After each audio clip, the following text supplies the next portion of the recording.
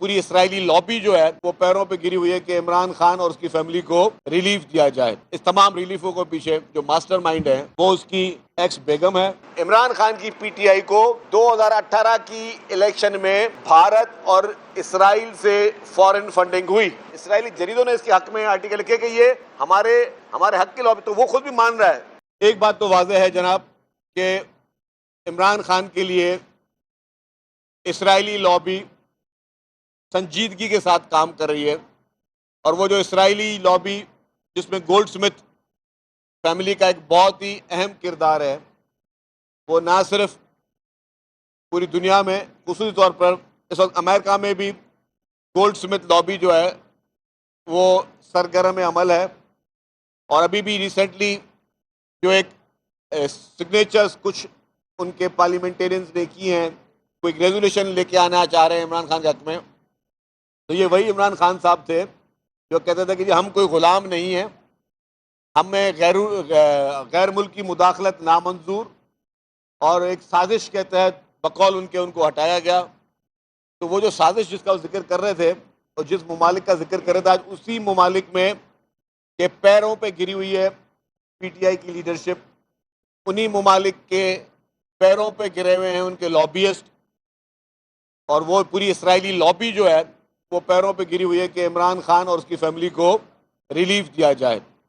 जहाँ तक हमने बात की कि बुशरा बीबी साहिबा की रिहाई या उनकी बहनों की रिहाई, बज़ात खुद मैं आपको बताऊँ, मैं पहले भी कह चुका हूँ कि as a worker of people's party हम नहीं चाहते किसी की भी माँ, बहन या बेटी जो है वो कभी जेल में जाए। इसके हम खिलाफ हैं और मतलब दिल से आपको बताऊँ कि हमारी पूरी पार्टी इसके खिलाफ है। बशमूल इसके कि पीपल्स पार्टी की लीडरशिप को ईद की रात को भी घसीट के मोहतरमा फरियाल ताहिर साहिबा को जेल में भेजा गया। इमरान खान वज़ीर आज़म थे, उनके अहकामात में भेजा गया। हम नहीं चाहते कि जी किसी और की फैमिली के साथ इस तरह हो, लेकिन यस लॉबिंग और लॉबियस्ट काम कर रहे हैं कि इमरान खान को किसी तरीके से रिलीफ दिया जाए।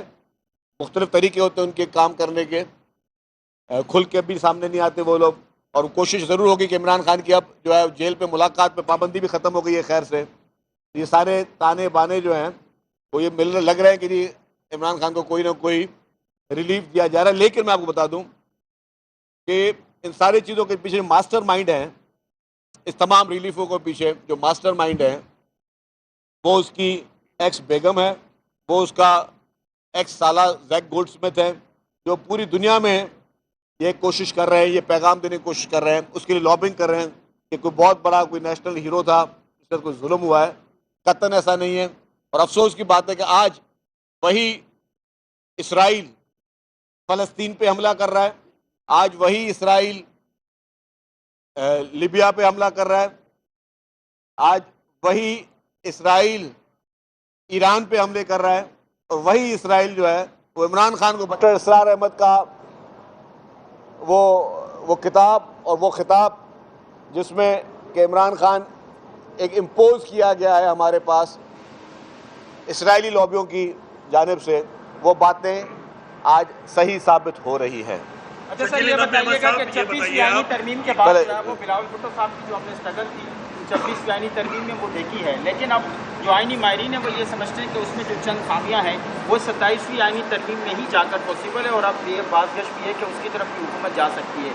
लेकिन हमने गुज़िश्ता रोज़ भी देखा कि मौलाना साहब जो इस वक्त शदीद गुस्से में, वो ये कह रहे हैं कि हम इसको नहीं होने देंगे। तो क्या पाकिस्तान की कुछ पार्टी दोबारा से उसी स्ट्रगल के तहत मौलाना साहब को कन्विंस करेगी? देखिए जी, मौलाना फजलुर रहमान साहब नहायत ही काबिल एहतराम और एक मोतबर सियासी शख्सियत है, और मैं समझता हूँ कि उनमें सबसे बड़ी खूबी मौलाना साहब की है कि वो कभी भी जो है फुल स्टॉप नहीं लगाते, वो बातचीत के दरवाजे बंद नहीं करते, वो डायलॉग पे यकीन रखते। अगर कोई खामी खूबी रह भी गई होगी तो मौलाना साहब से बातचीत हो सकती है, और मौलाना साहब हमेशा जो है वो जो जायज़ बात पे कायल हो जाते हैं। तो मौलाना साहब एक मोतबर शख्सियत हैं, और अगर कोई इस तरह की कन्फ्यूजन आई तो मौलाना साहब से डेफिनेटली बातचीत हो सकती है। आप मेमन साहब, अक्सर आप कहते हैं यहूदी एजेंट का नाम देते हैं, गोल्ड स्मिथ का नाम लेते हैं, जब आपके पास इतने प्रूफ हैं तो आप अदालत जाएं, अदालत में साबित कर रहे हैं और कप्तान को हमेशा के लिए आप नाअहल करवा दें।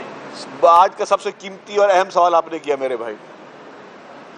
देखिए, मैं तो एक पॉलिटिकल मुखालिफ हूँ, शायद बोलता हूँ कि भाई इमरान खान के पीछे यहूदी लॉबी या इस्राएली लॉबी का हाथ है, लेकिन एक सेकंड छोड़ दें, हो सकता है कि मेरी बात को छोड़ दें, इग्नोर करें आप वक्त और हालात को देखें।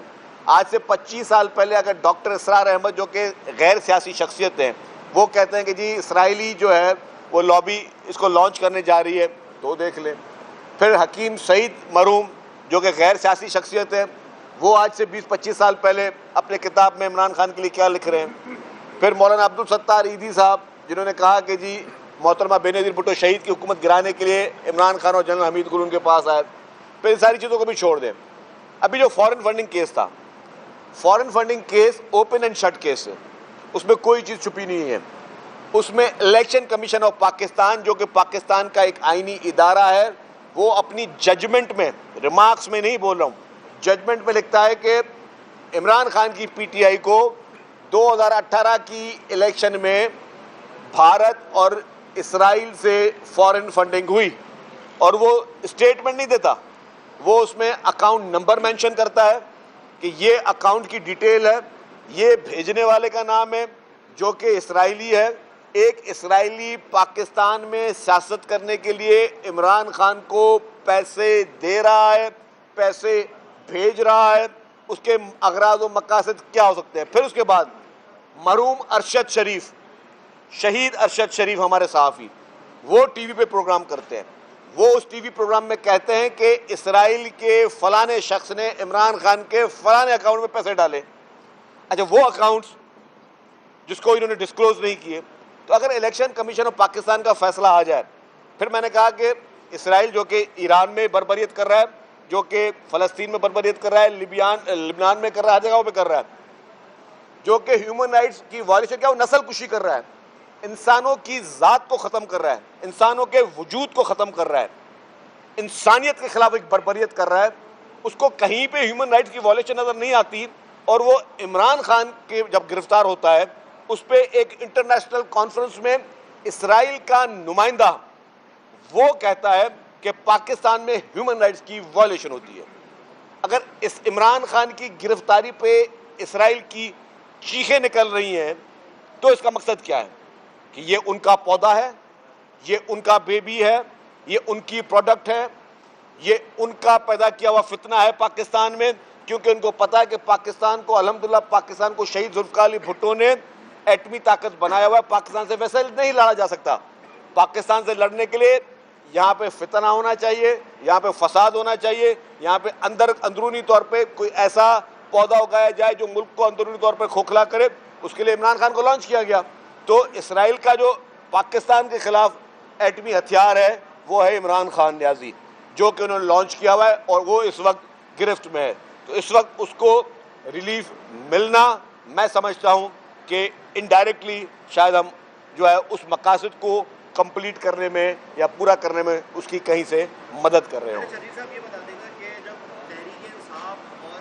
आपका सवाल ये था, मैं दोहरा दूं तो आपका आवाज़ नहीं है कि भाई 26वीं आईनी तरमीम पे हम पीटीआई के पास क्यों गए, जबकि इसराइल के और इमरान खान के गठजोड़ सामने आता है। तो मैं कहता हूँ भाई, मैं कहता हूँ कि इमरान खान के इसराइल से गठजोड़ है। मैंने ये नहीं कहा कि पीटीआई के इसराइल से गठजोड़ है। मुझे ये पता है कि बैरिस्टर गौहर को ये पता नहीं होगा, असद कैसर को ये पता नहीं होगा, क्योंकि ये खुफिया एजेंट जो होते हैं ना, ये अपने ज़ात को भी नहीं बताते कि मैं किसके लिए काम कर रहा हूँ। ये प्रोजेक्ट जहाँ से लॉन्च हुआ था, जिसकी डॉक्टर इसरार अहमद ने इसका जिक्र किया था, पूरी पीटीआई को मैं गाली नहीं दूंगा, पूरी पीटीआई के लिए बुरा भला नहीं बोलूँगा। पीटीआई के वर्कर्स तो मासूम हैं, उनको तो जिस तरीके का नैरेटिव बाहर सोशल मीडिया पे बना के पेश किया जाता है, तो वो बेचारे उसमें चले जाते हैं, उनको तो इतना बेचारों को इल्म नहीं है। तो ये गठजोड़ इमरान खान का और इसराइल का है, जिसके ऊपर इसराइल के जरीदों ने आर्टिकल लिखे हैं अभी रिसेंटली, आज से 1 महीना भी नहीं हुआ होगा। इसराइली जरीदों ने इसके हक में आर्टिकल लिखे कि ये हमारे हक के लॉबी। तो वो खुद भी मान रहा है। अब तो जब आपके अकाउंटों में पैसे इसराइलियों के गिर रहे हैं, इसराइल अपने जरीदों में उनके जेरूसलम पोस्ट जो है लिख रहा है, और जो सारी चीज़ें आ रही हैं, तो उसके बाद छुप क्या गया। अब कब अवाम आंखें खोलेंगे? हाँ, या तो ठीक है, अगर ये कुछ लोगों ने ये कबूल कर लिया है कि भले वो इसराइली एजेंट हो, हमें कबूल है, भले इसराइल जो है फ़लस्तीनियों की, मुसलमानों की ईरानियों की तमाम हमारे लोगों की जो है वो नस्ल कुशी कर रहा हो, फिर भी क्योंकि उनकी एक प्रोडक्ट इमरान खान है तो हमें फिर भी कबूल है, फिर तो वो उनकी मर्जी है। बाकी इसके अलावा बाकी जानकर आपने बात की उसकी इंक्रोचमेंट्स की, इंक्रोचमेंट जी उस पर रैपिडली काम हो रहा है, इंक्रोचमेंट कोई बीच में आने देंगे।